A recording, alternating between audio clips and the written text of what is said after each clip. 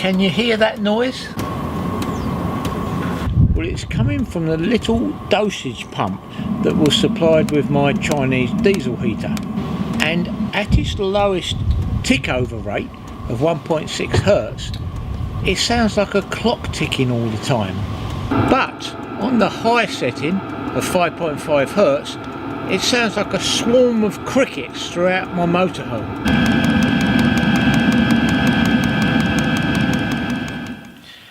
And that can be pretty annoying. So in this video I'm going to show you how to silence the pump so you can barely hear it.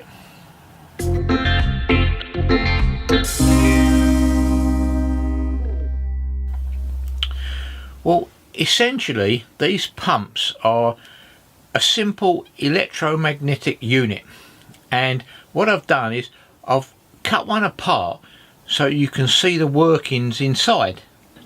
So what you have is a copper coil that runs around a chamber where the piston flies up and down.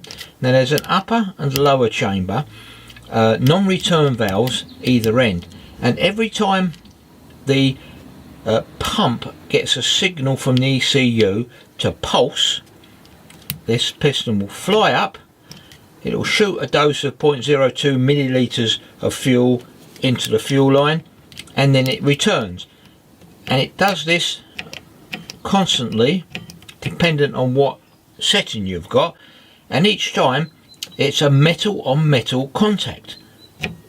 Bash, there, so you get a tick tick tick tick. Now inside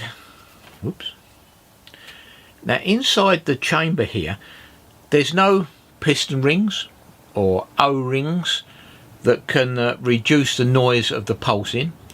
There's no oil lubrication to make it quieter. So it's purely a metal on metal contact that gives you that constant tick tick tick sound. So essentially there is nothing you can do to make the insides quieter. But there's one or two things you can do externally that make a big difference. Now one thing to try are these sound deadening jackets. They're made of a sort of absorbent material, and you wrap the pump around them, cable tie them together, and in effect that ticking noise, they absorb some of that noise and stop you from hearing it. Another thing that I've done is I've used one of these rubber inserts from an exhaust mounting bracket. With this one, the top hole is used to mount to the bodywork and the bottom hole holds the exhaust. But in this case I've bolted it through a bracket, and I'm going to mount this onto the side of the bodywork, and I'm then going to connect the pump to the lower hole, and that way any vibrations and sound vibrations from the pump in theory can't be transferred through this rubber. It sort of absorbs it, so the pump itself is kind of floating in space.